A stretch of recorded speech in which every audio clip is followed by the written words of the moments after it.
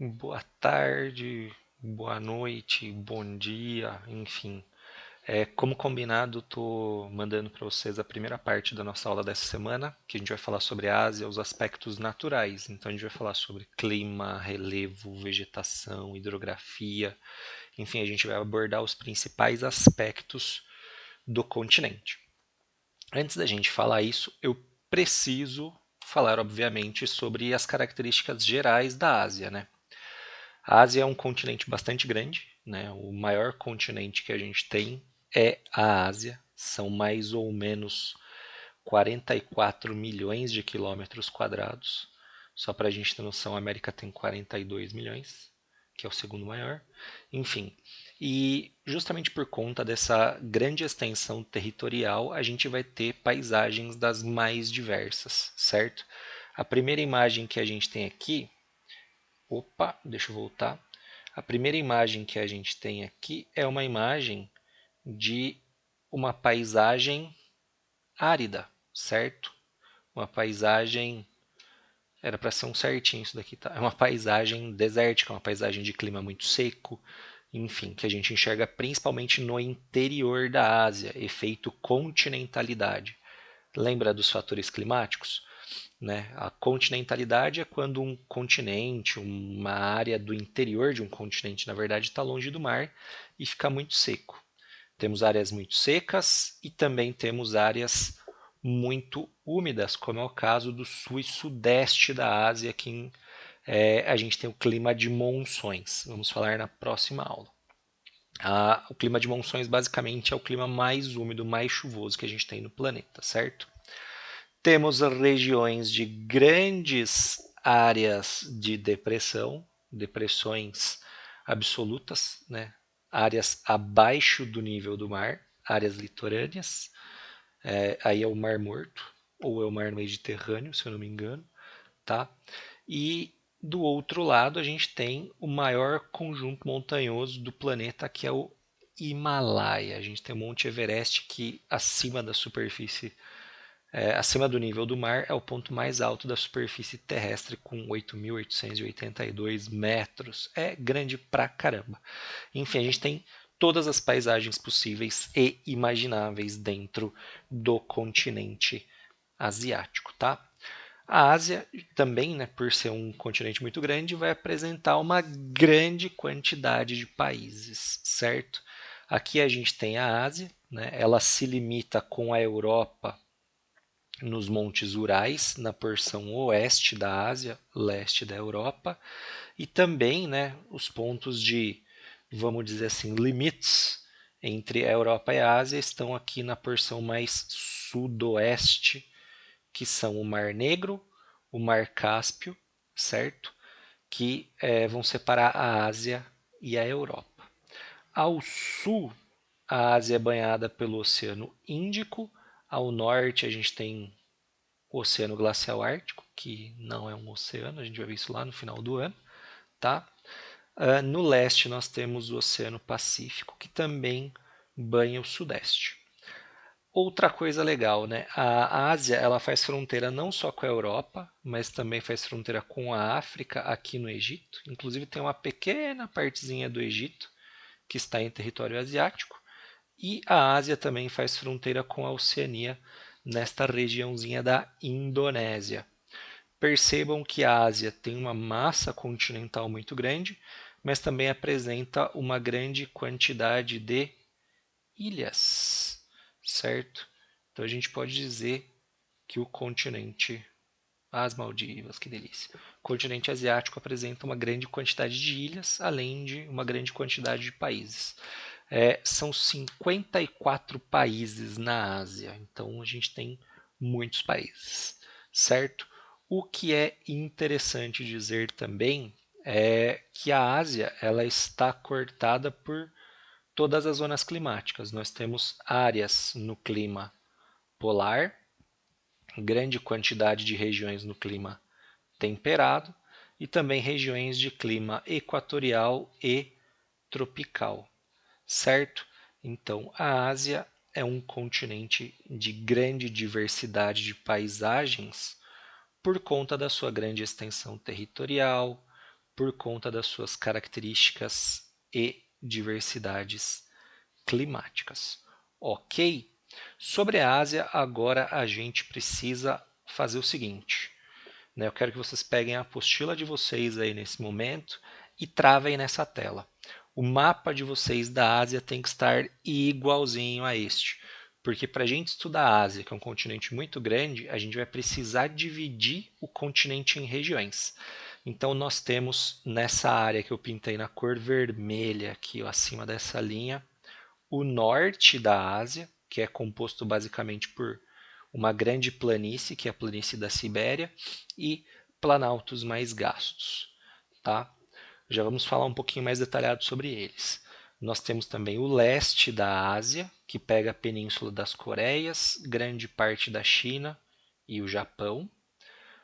O centro da Ásia, que vai ser basicamente ali aqueles países com um nome meio difícil lá, Cazaquistão, Kirguistão, Turcomenistão, Uzbequistão e a Mongólia. Nós temos o oeste, que vai pegar uma partezinha, né, da região que faz fronteira com a Europa, nos Montes Urais, então vai pegar um trechinho da Rússia, e boa parte da região oeste também é composta por aqueles países de nome estranho, os estão da vida. Tá? O sudoeste, que é o Oriente Médio, certo? Nós temos o sul da Ásia, que vai ser limitado basicamente pelo Planalto da Índia, pelas planícies do rio Indo e do rio Ganges, e a região do Himalaia, que é a cor marrom que vocês têm. E o sudoeste, que vai ser basicamente, né, essa regiãozinha abaixo do Rio Azul, né, o sul do Rio Azul, e após, vamos dizer assim, né, mais a leste da planície do rio Ganges. Então vai ser toda essa região continental da China, sudeste da Ásia e a porção das ilhas até a fronteira com a Oceania. Então, o primeiro passo, por isso que eu falei que vai ser dividido em duas partes, tá? O primeiro passo é vocês dividirem o mapa de vocês da apostila igualzinho o que vocês estão vendo nessa tela. Então, repito, dá um pause e faz esse esboço. Ok? Se você fizer isso, o nosso estudo vai ficar muito, muito, muito, muito mais fácil. Ok? Agora sim a gente vai falar um pouquinho sobre o relevo e a hidrografia de cada um deles. As áreas na cor verde são as planícies, tá? Como está mostrando aqui. O amarelinho são os planaltos e o marronzinho são as cadeias montanhosas. Não tem segredo, tá? O que eu vou fazer aqui é demarcar para vocês as áreas na cor verde para a gente... Se bem que acho que está bem visível, né? Acho que nem precisa, tá? Aqui é verde, aqui é verde, aqui é verde, aqui é verde, verde, verde, verde. Enfim, próximos aos rios e no litoral são as áreas verdes. E mais no interior a gente tem as áreas amarelas, que são os planaltos. Vamos começar pelo norte. Norte da Ásia. O norte da Ásia ele tem uma composição de relevo, como eu já disse ali, basicamente da planície da Sibéria. E eu tenho alguns importantes rios, como o rio Lena, o rio Yenisei e o rio Obi. Esses rios vão formar essa grande planície siberiana que tem solos bastante férteis e o que é mais interessante, nessa regiãozinha a gente vai encontrar muito gás natural e carvão. Como ela está debaixo de gelo praticamente o ano inteiro, o uso econômico é restrito. Tá? Na porção oeste. Na porção oeste, a gente vai ter aqui uma grande área de depressão, que é a depressão do Mar Cáspio, tá? Vai ser uma área abaixo do nível do mar. E além de eu ter essa depressão, eu tenho os montes Urais nessa partezinha aqui que eu estou riscando para vocês. Os montes Urais são importantes pontos de extração de metais, de minerais metálicos como ferro, certo? Norte, vou ter recurso mineral fóssil, carvão e gás natural. Os montes Urais eu vou ter um recurso natural metálico, como ferro, tá? No sudoeste, a gente tem uma importante planície, que é a planície dos rios Tigre e Eufrates, região da Mesopotâmia, um solo extremamente fértil que vai fazer com que essa regiãozinha consiga desenvolver agricultura. E o restante da região vai ser composto por planaltos, principalmente o planalto da Arábia, que vai ser toda a península Arábica, toda essa regiãozinha aqui, ok? Do ponto de vista econômico, essa região é rica no quê? Oriente Médio tem bastante o quê? Petróleo. Então esse relevo, né, a presença desses desertos, dessas áreas sedimentares, desses planaltos sedimentares, faz com que eu tenha muito petróleo. O sul é onde a gente vai ter a grande cadeia montanhosa da Ásia, né, que é toda essa faixazinha aqui, e principalmente a gente vai ter o ponto mais alto da Ásia, que é o Monte Everest. Como que essa cadeia montanhosa, o Himalaia, se formou? Se formou a partir do choque da placa tectônica da Índia com a placa asiática. A placa da Índia foi se aproximando, se chocou, e nos últimos 60 milhões de anos, que é o tempo das montanhas, ela foi se chocando. Na verdade, o Himalaia é muito mais recente do que a gente imagina. Né? A gente fala que se formou nos últimos 60 milhões de anos, mas o Himalaia se formou nos últimos 5 milhões de anos. Então é recente, tanto é que ele está em fase de sorgimento. Himalaia, o uso do relevo é nenhum, turismo. 3 pessoas por ano vão escalar o Himalaia. Então não tem um uso econômico. Já as planícies dos rios Ganges e do rio Indo, se são planícies de rios, margem de rio, fertilidade, eu vou ter grande desenvolvimento da agricultura. O Planalto do Deccan, de novo, planaltos mais antigos que não têm origem sedimentar, eles são importantes para a exploração de minerais metálicos. E é o que acontece na Índia. O Planalto do Deccan tem grande importância na exploração metálica. Ok? Vamos para o leste e depois para o sudeste. O leste. O leste, como eu falei, ele é formado basicamente aqui pela Península das Coreias, pelo Japão e pela China litorânea, ok? Essa regiãozinha, ela é muito importante porque ela tem grande atividade vulcânica. São solos, são formações de relevo com grande e intensa atividade vulcânica. O Japão é um conjunto de ilhas vulcânicos, certo? E então eu estou na borda da placa tectônica asiática, da Ásia com a placa do Pacífico, grande movimentação tectônica, ok?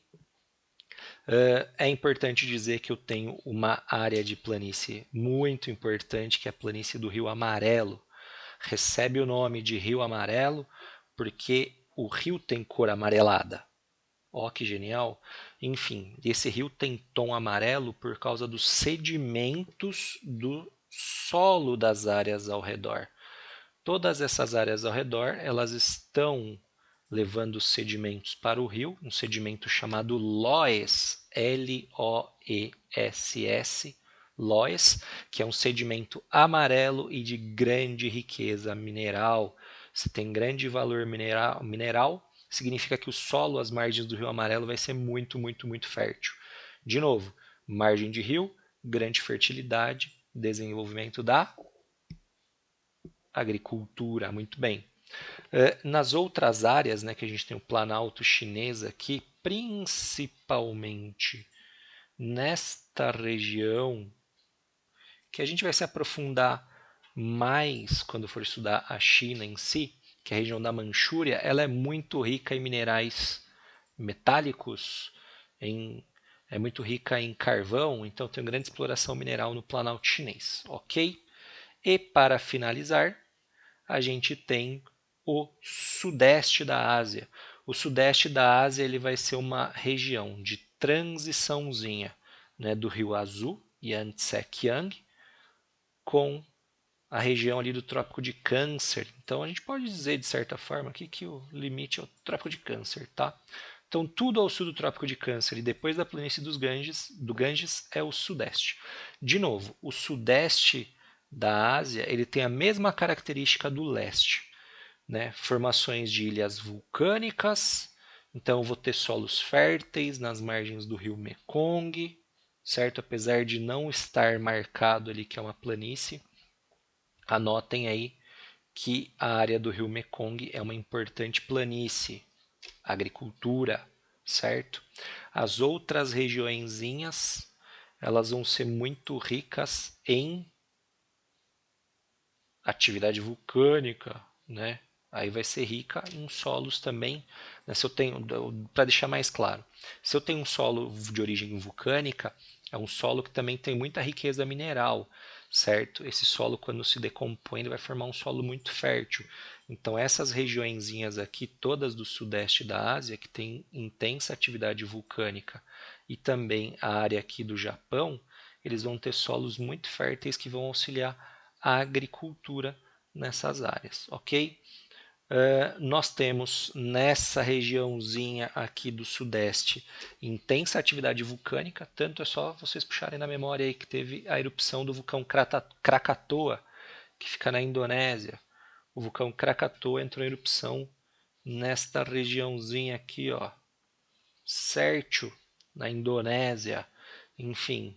Então tem atividade vulcânica, tem muito terremoto. Só se lembrarem lá de 2003, que teve um terremoto violentíssimo no sudeste da Ásia, que infelizmente provocou a morte aí de quase 300 mil pessoas por conta do tsunami que foi gerado por conta desse grave tremor de terra.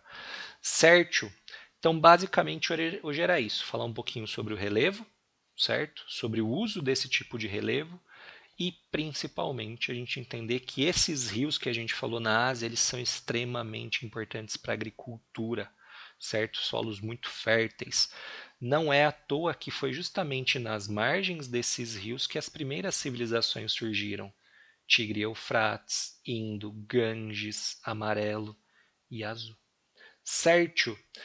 Faltou aqui no centro, né? O centro é uma área de grande planalto, certo? E é um deserto gelado, é o deserto de Gobi, tem a área do deserto de Taklamakan, enfim, são áreas de planaltos, regiões muito secas, e também eu tenho a presença ali, não são planaltos sedimentares, então eu também tenho a presença de combustíveis fósseis, principalmente carvão e petróleo. Ok, jovens, hoje era só isso, espero que esteja tudo bem com vocês. Muito thank you, muito obrigado. Tchau.